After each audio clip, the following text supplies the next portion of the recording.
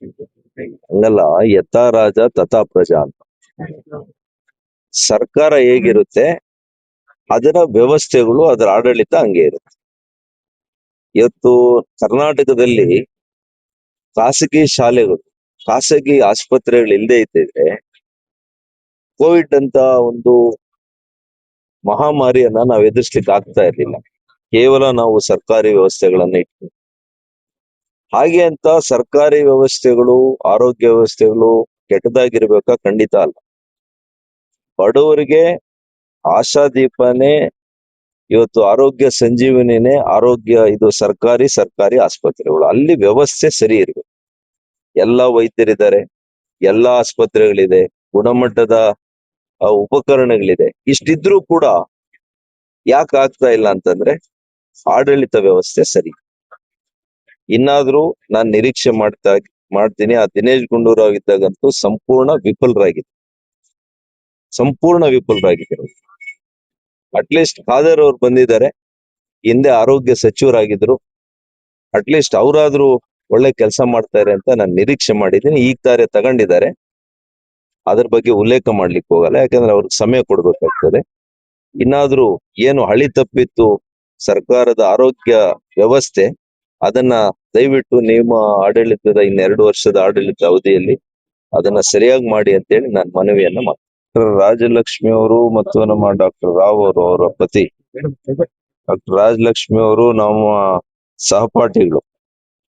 ಅವರಿಬ್ಬರು ದಂಪತಿಗಳು ಬಹಳ ಒಳ್ಳೆ ಕೆಲಸ ವೈದ್ಯರಾಗಿ ಅನೇಕ ವರ್ಷಗಳಿಂದ ಚಿಕ್ಕಬಳ್ಳಾಪುರದಲ್ಲಿ ಮಾಡ್ಕೊಂಡು ಬಂದಿದ್ದಾರೆ. ಜನರ ವಿಶ್ವಾಸವನ್ನ ಗಳಿಸಿದ್ದಾರೆ. ಇವತ್ತು ನೂತನವಾಗಿ ಜೀವನ್ RR ಆಸ್ಪತ್ರೆ 100 ಹಾಸಿಗೆ ಸಾಮರ್ಥ್ಯ ಇರ್ತಕ್ಕಂತ ಒಂದು ಕಾರ್ಪೊರೇಟ್ಗೆ ಸಮಾನವಾಗಿರ್ತಕ್ಕಂತ ಒಂದು ಅದ್ಭುತವಾಗಿರ್ತಕ್ಕಂತಹ ಎಲ್ಲ ಸೌಲಭ್ಯ ಇರ್ತಕ್ಕಂತ ಸಮಗ್ರವಾಗಿ ಇವತ್ತು ಆರೋಗ್ಯ ಸೇವೆ ಸಿಕ್ಕುವಂತ ಆಸ್ಪತ್ರೆ ಇವತ್ತು ನಮ್ಮ ಚಿಕ್ಕಬಳ್ಳಾಪುರ ಜಿಲ್ಲೆ, ಚಿಕ್ಕಬಳ್ಳಾಪುರ ನಗರದ ಜನತೆಗೆ ಸಿಕ್ಕಿದೆ.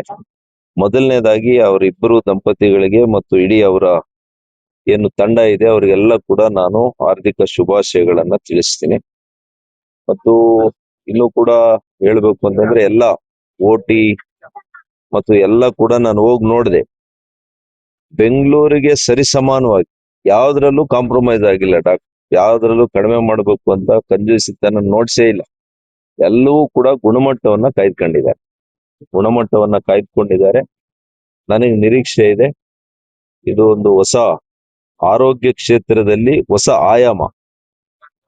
ಈಗಾಗಲೇ ನಮ್ಮ ಜೈನ್ ಆಸ್ಪತ್ರೆ ಆಗಿದೆ, ಹಂಗೆ ನಮ್ಮ ಸತ್ಯಸಾಯಿ ಆಸ್ಪತ್ರೆ, ನಮ್ಮ ವೈದ್ಯಕೀಯ ಕಾಲೇಜ್ದು ಇನ್ನೂ ಅದು ಆಗೋದ್ರಲ್ಲೇ ಇದೆ.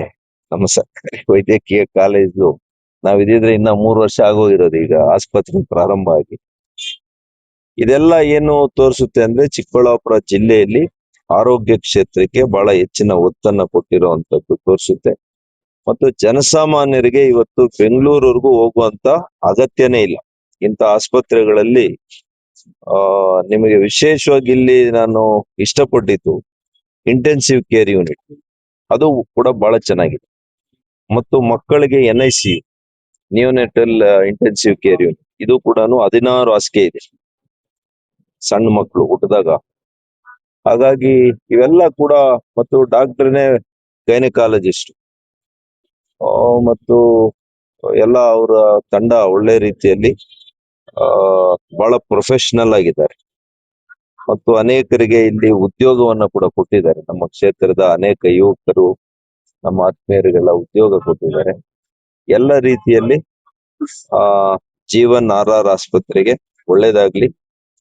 ಇನ್ನು ಕೂಡ ಈ ರೀತಿಯಲ್ಲಿ ಇನ್ನೂ ಕೂಡ ಎಕ್ಸ್ಪ್ಯಾಂಡ್ ಆಗೋದಕ್ಕೆ ಅವಕಾಶ ಇದ್ರೆ ಇನ್ನೂ ಕೂಡ ಅವಕಾಶ ಮಾಡ್ಲಿ. ಮುಂದಕ್ಕೆ ಕೂಡ ಇವತ್ತು ಕಾರ್ಡಿಯಾಕ್ ಕೇರ್ ಇರ್ಬೋದು, ಅಂದ್ರೆ ಹೃದಯಕ್ಕೆ ಸಂಬಂಧಿಸಿರುವಂತದ್ದು ಇರ್ಬೋದು, ಮೂತ್ರಪಿಂಡಗಳಿಗೆ ಸಂಬಂಧಿಸಿರುವಂತದ್ದು, ಹೀಗೆ ಇನ್ನೂ ಕೂಡ ಮುಂದಿನ ದಿನಗಳಲ್ಲಿ ಇದು ಹೆಮ್ಮರವಾಗಿ ಬೆಳೀಲಿ ಆಸ್ಪತ್ರೆ. ಕ್ಯಾನ್ಸರ್, ಹೀಗೆ ಅನೇಕ ವಿಭಾಗಗಳಿದೆ ಇನ್ನೂ ಕೂಡ ಅವರಿಗೆ ಅದನ್ನ ಪ್ರಗತಿಯನ್ನ ಮಾಡ್ಲಿಕ್ಕೆ. ಅದು ಹಂತವಾಗಿ ಮಾಡ್ಕೊಂಡು ಹೋಗ್ಲಿ ಅಂತ ನಾನು ಸಂದರ್ಭದಲ್ಲಿ ಹೇಳ್ತಾ ಮತ್ತೆ ನಮ್ಮ ಜನರಿಗೆ ಇವತ್ತು ಏನು ಹೊಸದಾಗಿ ಮಾಡಿದ್ದಾರೆ ಆ ದಂಪತಿಗಳಿಗೆ ಮತ್ತು ಅವ್ರಿಗೆ ಮತ್ತೊಮ್ಮೆ ಅವರಿಗೆ ಶುಭಾಶಯಗಳನ್ನ ತಿಳಿಸ್ತೀನಿ. ಸರ್ ಈ ಉಚ್ಚ ನ್ಯಾಯಾಲಯ ನ್ಯಾಯಾಧೀಶರು ಬಂದು ಕೆರೆಗಳನ್ನ ನೋಡಿರುವಂತದ್ದು ನಾನು ನೋಡಿದೆ, ನಾನು ಸ್ವಾಗತ ಮಾಡ್ತೀನಿ. ಆದ್ರೆ ಚುನಾಯಿತ ಪ್ರತಿನಿಧಿಗಳಾಗ್ಲಿ ನ್ಯಾಯಾಧೀಶರಾಗ್ಲಿ ನಾವ್ಯಾರೂ ಕೂಡ ತಾಂತ್ರಿಕವಾಗಿ ನಾವು ಅರ್ಹರಲ್ಲ. ತಂತ್ರಜ್ಞಾನ ನಮಗಷ್ಟು ಅರ್ಹತೆ ಇಲ್ಲ ಅದ್ರ ಬಗ್ಗೆ ಉಲ್ಲೇಖ ಮಾಡ್ಲಿಕ್ಕೆ. ಅದನ್ನು ಉಲ್ಲೇಖ ಮಾಡುವಂತವ್ರು ಬೇರೆ ಇದೆ. ಅವರು ನಿರ್ದೇಶನ ಮಾಡಿ. ಉಚ್ಚ ನ್ಯಾಯಾಲಯಕ್ಕೆ ಅಧಿಕಾರ ಇರೋದೇನು? ಆ ನೀರಿನ ಗುಣ ಏನಿದೆ, ಅದರ ಒಳ್ಳೆ ಅಂಶಗಳೇನಿದೆ, ಕೆಟ್ಟ ಅಂಶಗಳೇನಿದೆ ಇದೆಯಾ, ಎರಡನೇ ಹಂತದ ಶುದ್ಧೀಕರಣ ಸರಿಯಾಗಿ ಆಗ್ತಾ ಇದೆಯಾ ಇಲ್ವಾ, ಮೂರನೇ ಹಂತದ್ದು ಅಗತ್ಯ ಇದೆಯಾ, ಮತ್ತೆ ಯಾವ ರೀತಿಯ ನೀರು ನಮ್ಮ ಜಿಲ್ಲೆಯ ಜನರಿಗೆ ಕೊಡಬೇಕು, ಇದರ ಕಡೆ ಖಂಡಿತವಾಗಿಯೂ ಕೂಡ ಉಚ್ಚ ನ್ಯಾಯಾಲಯಕ್ಕೆ ಅವರಿಗೆ ಆ ಶಕ್ತಿ ಇದೆ, ಆ ಅಧಿಕಾರ ಇದೆ, ಅದನ್ನ ಉಪಯೋಗ ಮಾಡ್ಲಿ ಅಂತ ಹೇಳಿ ನಾನು ನಮ್ಮ ಜನರ ಪರವಾಗಿ ಅವರಿಗೆ ಮನವಿಯನ್ನ ಮಾಡ್ತೀನಿ. ಸರ್ ಯುದ್ಧ ನಿಂತಿದೆ, ಮತ್ತೆ ಪೆಟ್ರೋಲ್ ಬೆಲೆ ಏನಾದ್ರು ಇಳಿಕೆ ಆಗುತ್ತಾ ಸರ್? ಸಾಧ್ಯತೆ ಇದೆಯಾ? ನೋಡೋಣ, ಈಗ ತಾನೇ ನಿಂತಿದೆ ಅಲ್ವಾ. ಈಗ ಯುದ್ಧ ಪ್ರಾರಂಭ ಆಗಿದ ದಿವ್ಸನೇ ನಾವು ಹೆಚ್ಚಿಗೆ ಮಾಡ್ಲಿಲ್ಲ. ಪಾಪ ಕಾಂಗ್ರೆಸ್ ಅವ್ರಿಗೆ ಹೇಳಿ ಅವಾಗ್ಲೇ ಸ್ಟಾರ್ಟ್ ಮಾಡ್ಕೊಂಡವ್ರೆ. ನಾವು ಯುದ್ಧ ಸ್ಟಾರ್ಟ್ ಮಾಡಿದ ದಿವ್ಸನೇ ಪೆಟ್ರೋಲ್ ಡೀಸೆಲ್ ಜಾಸ್ತಿ ಆಯ್ತಾ, ಗ್ಯಾಸ್ ಜಾಸ್ತಿ ಆಯ್ತಾ? ಇಲ್ಲ. ಹಾಗಾಗಿ ಆ ಆಯಿಲ್ ಕಂಪನೀಸ್ ಇದೆಯಲ್ಲ, ನಮ್ಮ ಕೇಂದ್ರ ಸರ್ಕಾರದ ಆಯಿಲ್ ಕಂಪನೀಸು ಪ್ರತಿ ದಿವಸ ಕೋಟ್ಯಾಂತರ ರೂಪಾಯಿ ಲಾಸ್ ಆಗಿದೆ ಈಗಾಗಲೇ. ಆಯಿಲ್ ಕಂಪನೀಸ್ ಅಂದ್ರೆ ಏನು? ಅಲ್ಟಿಮೇಟ್ಲಿ ಅದು ಸರ್ಕಾರ ಜನರದೇ ಅಲ್ವಾ. ಹಾಗಾಗಿ ಅದನ್ನೆಲ್ಲ ನೋಡ್ಕೊಂಡು ನನಗೆ ನಿರೀಕ್ಷೆ ಇದೆ ಕಡಿಮೆ ಮಾಡ್ತಾರೆ. 100ಕ್ಕೆ 100 ಇಡೀ ನೋಡಿ, ಇವತ್ತು ಇಡೀ ವಿಶ್ವದಲ್ಲಿ ಇವತ್ತು ಯೋಗ ಅಂತಂದ್ರೆ ಅರ್ಥ ಮಾಡ್ಕೊಂಡಿದ್ದಾರೆ ಜನ. ಅನೇಕ ದೇಶಗಳಲ್ಲಿ ಇವತ್ತು 100ಕ್ಕೂ ಹೆಚ್ಚು ದೇಶಗಳಲ್ಲಿ ಯೋಗವನ್ನ ಅಭ್ಯಾಸ ಮಾಡ್ತಾ ಇದ್ದಾರೆ. ಅವ್ರಿಗೆ ಅರ್ಥ ಆಗಿದೆ, ಯೋಗ ಕೇವಲ ದೇಹಕ್ಕೆ ಸಂಬಂಧಿಸಿರುವಂತದ್ದಲ್ಲ, ಇದು ಮಾನಸಿಕ ರೋಗ ಮತ್ತು ಶಾಂತಿಗೆ ಕೂಡ ಇದು ಒಂದು ರೀತಿಯಲ್ಲಿ ವರ ಇದೆ. ಹಾಗಾಗಿ ನೆಮ್ಮದಿ, ಶಾಂತಿ, ಮಾನಸಿಕ ಆರೋಗ್ಯ, ದೈಹಿಕ ಆರೋಗ್ಯ ಇವೆಲ್ಲದರ ಸಮತೋಲನ ಮಾಡುವಂತ ಯಾವ್ದಾದಕ್ಕೂ ಶಕ್ತಿ ಇದ್ರೆ ಅದು ಯೋಗಕ್ಕೆ. ಇದನ್ನ ನಮ್ಮ ಮಾನ್ಯ ಪ್ರಧಾನ ಮಂತ್ರಿಗಳು ಶ್ರೀ ನರೇಂದ್ರ ಮೋದಿಜಿಯವರು ಇಡೀ ವಿಶ್ವದಲ್ಲಿ ಪ್ರಚುರಪಡಿಸ್ಲಿಕ್ಕೆ, ಇದನ್ನ ವ್ಯಾಪಕವಾಗಿ ತ್ವರಿತವಾಗಿ ಹರಡ್ಲಿಕ್ಕೆ ಕಾರಣೀಭೂತರಾಗಿದ್ದಾರೆ. ಸಾವಿರಾರು ವರ್ಷಗಳ ಪರಂಪರೆ ಇರ್ಬೋದು ಯೋಗ, ಆದ್ರೆ ಇದನ್ನ ಇಡೀ ವಿಶ್ವದಲ್ಲಿ ಅಂತ ವಿಶ್ವ ಮಟ್ಟದ ನಾಯಕರು ಇದರ ಬಗ್ಗೆ ಹೆಚ್ಚಾಗಿ UN ನಲ್ಲಿ ಪ್ರತಿಪಾದಿಸಿದ್ರಿಂದ ಅನೇಕ ದೇಶಗಳಲ್ಲಿರ್ತಕ್ಕಂಥವ್ರು ಇವತ್ತು, ನನಗೆ ಅನೇಕ ದೇಶಗಳಲ್ಲಿ ನಾನು ಹೋದಾಗ ನೋಡ್ತೇನೆ, ಈಗಾಗಲೇ ಇದನ್ನ ಕಲಿತು ಟೀಚರ್ಸ್ ಆಗಿದ್ದಾರೆ, ಯೋಗ ಟೀಚರ್ಸ್ ಆಗಿ ಅವರ ಜೀವನವನ್ನ ಕಂಡುಹಿಡ್ಕೊಂಡಿದ್ದಾರೆ, ಅವ್ರ ಬದುಕಿಗೆ ಅನುಕೂಲ ಆಗಿದೆ.